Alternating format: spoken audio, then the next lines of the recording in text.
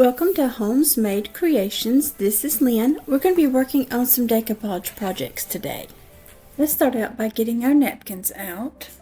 So both of these napkins came from Hobby Lobby.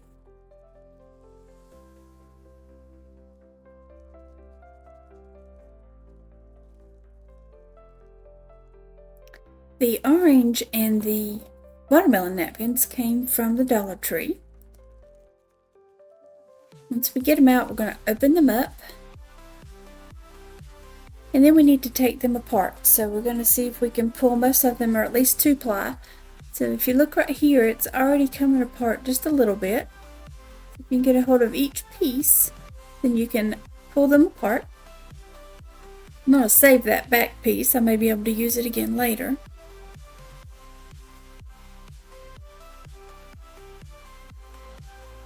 That's really pretty. Wonder if it'll work on this. I may try it on this mason jar. I'm not real sure. I haven't quite decided yet. Alright, let's see if we can get this orange one separated. The back layer from the front layer. If you look real close right here, you can see sometimes I have to wet both of my fingers and put one on each side and pinch. And when you do that, one ply of the napkin sticks to one finger, one ply sticks to the other finger, and then you can pull them apart. And look how pretty that is. I really like this one too.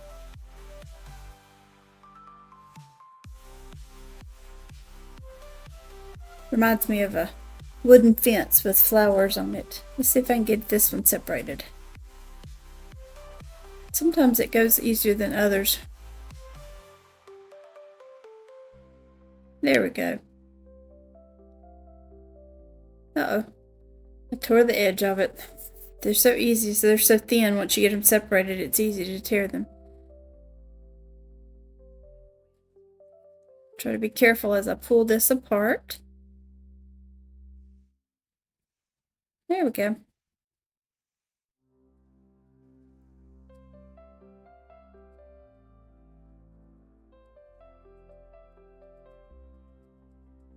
Thinking about putting this one on the wine bottle here with that floral going right up the center. I think that would be really pretty. Ooh, it's going to fit pretty well too.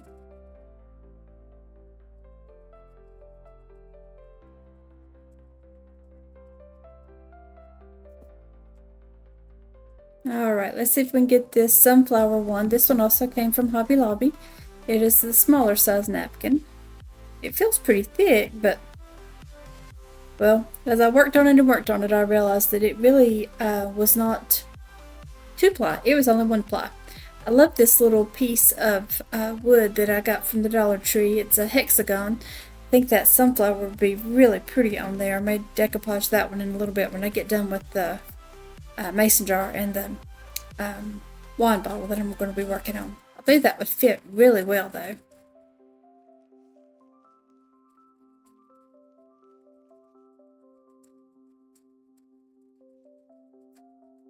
Okay, back to what we're working on here. Let's start out with this mason jar. I'm going to be able to cut this napkin in half. Be able to use that part another time. Half of it will be tall enough to be able to fit over the majority of the mason jar. I'll be putting the lid on this mason jar with some material on it, so it will kind of come down and hang over the top. So it's okay if this doesn't go all the way up to that rim where the lid is. That's going to be really pretty on there.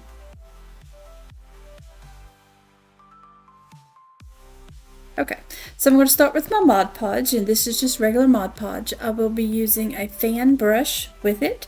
I like to use the fan brush. It's really nice and thin.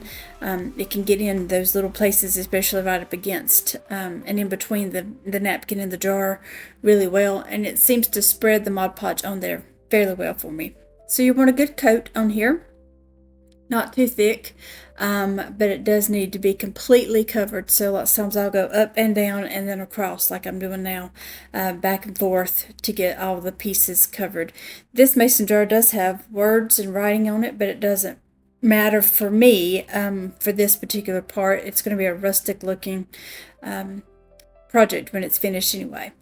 Okay, so I'm going to lay it down here, and I'm going to see if I can lay my napkin on it straight, as straight as possible, so that it can, the lines of the wood to stay straight. All right, so now once I get it on there, I'm just going to pat it down a little bit.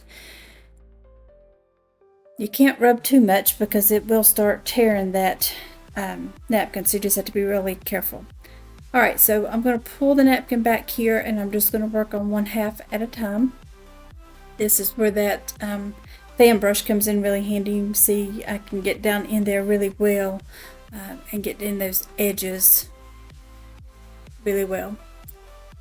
Once I get the Mod Podge on here, I'm going to try to pull this napkin around here, and I'm going to try my best to keep the lines of the wood straight. The rest of it, especially at the top and the bottom, will end up having to be wrinkled some, but that's okay. I really want my lines to stay straight here. All right, go ahead and get me a little bit more on here. Take my Mod Podge and kind of stuff it down in between the napkin and the jar there, just to make sure I've got everything really good and covered. Mod Podge dries pretty quickly too, so sometimes I will go over parts that I've already done just to make sure that it's still, they hadn't dried on me yet. Again, I'm just going to try to pull this napkin up here and keep the lines straight. I'll worry about the top and the bottom in just a little bit. I'm just going to kind of pat that down so that it can start adhering. Need to make sure I seal this edge really well, so I'm going to go ahead with Mod Podge on top. I'm taking my fan brush and layering that Mod Podge on there, and then kind of pushing with the fan brush so that it pushes that down nice and flat. I actually tore a little piece of it there, but that's okay. All right, let's come right here to the other side and see if I can pull this napkin up and around. I'm just going to do small sections of it at a time here. Keep doing like I was doing with the other side.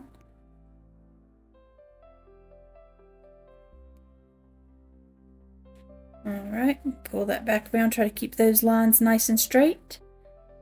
And very carefully rub it down. Kind of pat, rub a little bit.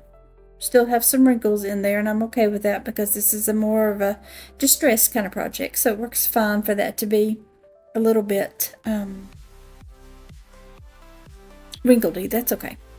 Alright, now I need to make sure that I go back over this part. I'm going to go around the top here where the folds of the napkin's kind of folded a little bit here and there, and I'm going to make sure I've got that pushed down hard. I'm also going to make sure that I push down this seam right here, and so as I go around the top here, I'm just making sure that it is adhered well and that those folds are Mod Podged down really well. I will go over the whole entire piece in just a moment, but I'm going to get this part down, and then I'm going to work on the bottom of it, and then I'll come back and do the rest of it all together.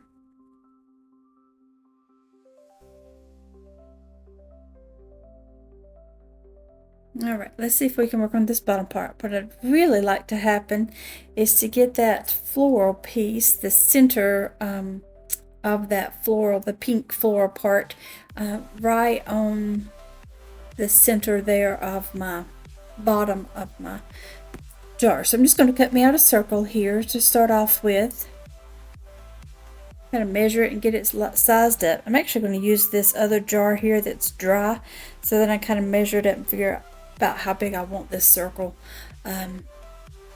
Just easier to do that than to use the one that's got the Mod Podge on it, since I've got that one sitting here. So I'm just going to trim this down here. It does not have to be perfect because I'm going to be putting that down and then layering the sides down on top of it. So the edges won't really be seen. Doesn't matter if it's a perfect circle or if it's even straight around the edges or any of that. None of that matters. Okay, yeah, I think that's going to work. So I'm going to pull that back up and take my Mod Podge. Go around and put me a nice layer of Mod Podge underneath this. And then I'll put that circle back down there.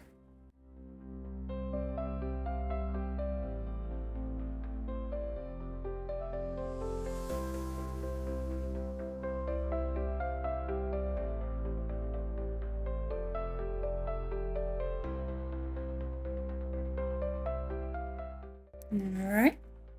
Go back around these edges here, make sure they are Mod Podged down really well. Sealed in there nicely.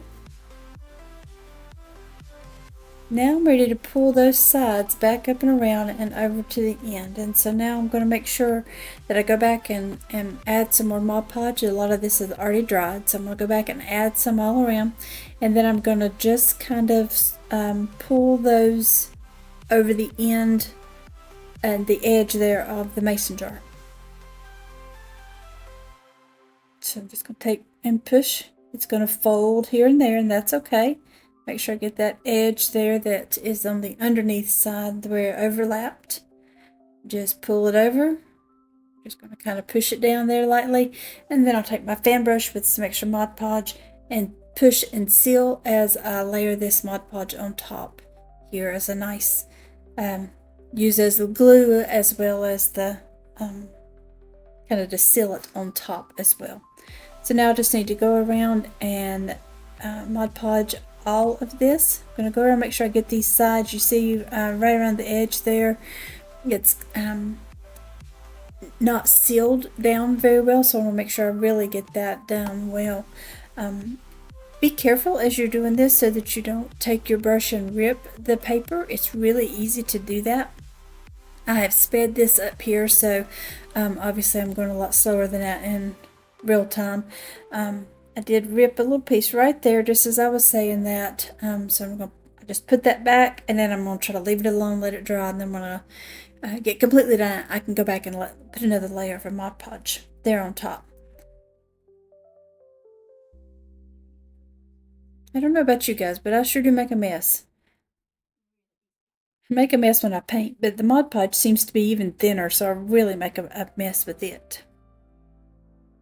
I'm just going to go all the way around this mason jar with Mod Podge layering a thin layer on top just to seal it in. Once it dries completely, I'll go back over that again. Usually try to let them sit overnight and completely dry, and then I'll do another layer and let that dry completely. Usually that's enough to keep it in good shape, nice and sealed.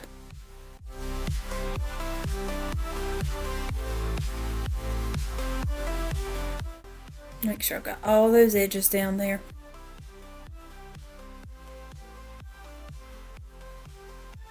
Alright, let's get this one separated. Just wet 2 fingers, go on each side of the napkin and pinch. And as you do, one ply of the napkin will stick to your thumb, the other ply will stick to your finger, and then you can just pull it apart. Try to hold it down as I'm pulling just to make sure I don't rip that napkin. Once you get it down to one ply, it's really easy for it to tear. I believe it's going to fit on this wine bottle here very well. I do want this one to go all the way up to the top. So as I finish my wine bottle and my mason jar, I'm going to be putting lights inside. The set of lights that I have for the mason jar are on a timer, and so they're on for 6 hours, off for 18. So I typically turn them on about 5 or 5:30 in the evenings. They'll stay on till 11 or 11:30, and then they'll go off for 18 hours and come back on tomorrow night about 5 or 5:30. So as I'm getting started here, what I'm doing is I'm folding this napkin up so that I can get it laid down near the neck of the wine bottle first before it sticks all the way down. So my goal here is that I'm going to be able to get this straight. So I'm going to lay it down carefully and then just pat like I did with the mason jar. For the wine bottle, I have lights. They're little bitty teeny fairy lights that are attached to a cork, and the cork has an actual on-off button in the back, and so the lights just go down in, and then it's like a cork in your wine bottle. Just like last time, I'm going to take my fan brush here and work from one side to the other, laying a nice coat, a nice thin complete coat though. I'm going to make sure that I don't have any spaces that aren't covered.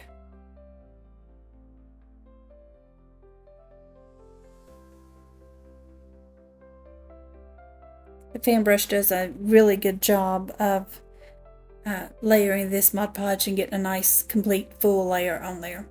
Again, just like with the mason jar, my goal here is to keep those lines of that I call it the wooden fence, but the wood slats to keep those straight. Now, obviously the neck of the wine bottle is going to be smaller, so it's going to have to kind of twist and fold to get up in there. I'm probably going to need to cut some of that off, that extra off. You don't need all of that extra on there. After I get these finished, I'd like to try one where I paint the bottle white first. I think that would be really pretty. These napkins are really pretty and see-through, but when it has that white background, the colors really pop. I just need to check it first to make sure that my lights are really going to shine through and come through just to be able to see them well. Yeah, I'm going to have a lot of extra here. I need to trim this up. Go ahead and do that now and just trim that extra off of there. It'll make it easier to deal with. Doesn't matter if it's straight or not. I can put this part underneath and do the other layer on top. Honestly though, once it's Mod Podged together, you won't be able to tell if it was straight or not. So it really doesn't matter. It's a very forgiving project. Got a lot extra up here at this neck as well. I'm probably going to need to trim some of it too. Let me get another layer on here. And we'll see how that works. Just like to work in small sections at a time here.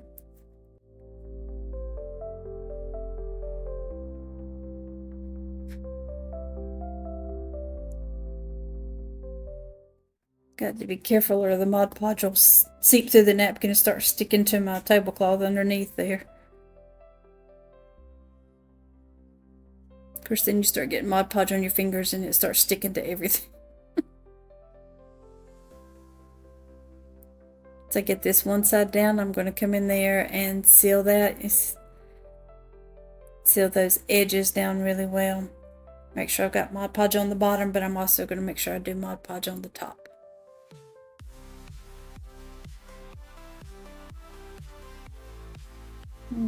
Had something there in the Mod Podge. I don't know what that was.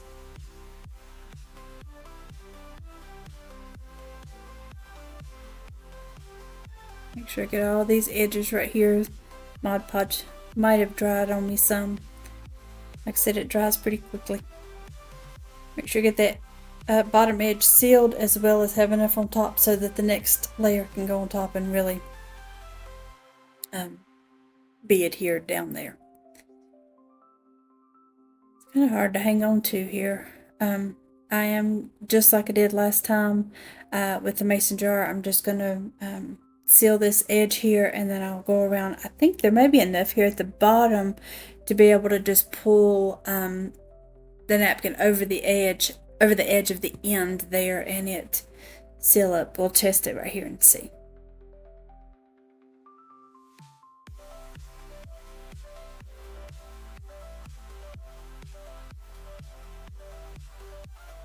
Here are the finished products. The wine bottle is actually a different napkin. I sold the other one before I had a chance to get a picture of it.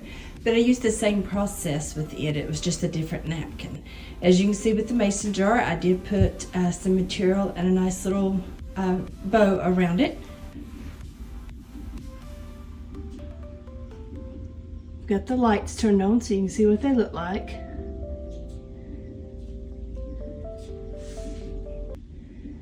Thanks again for watching.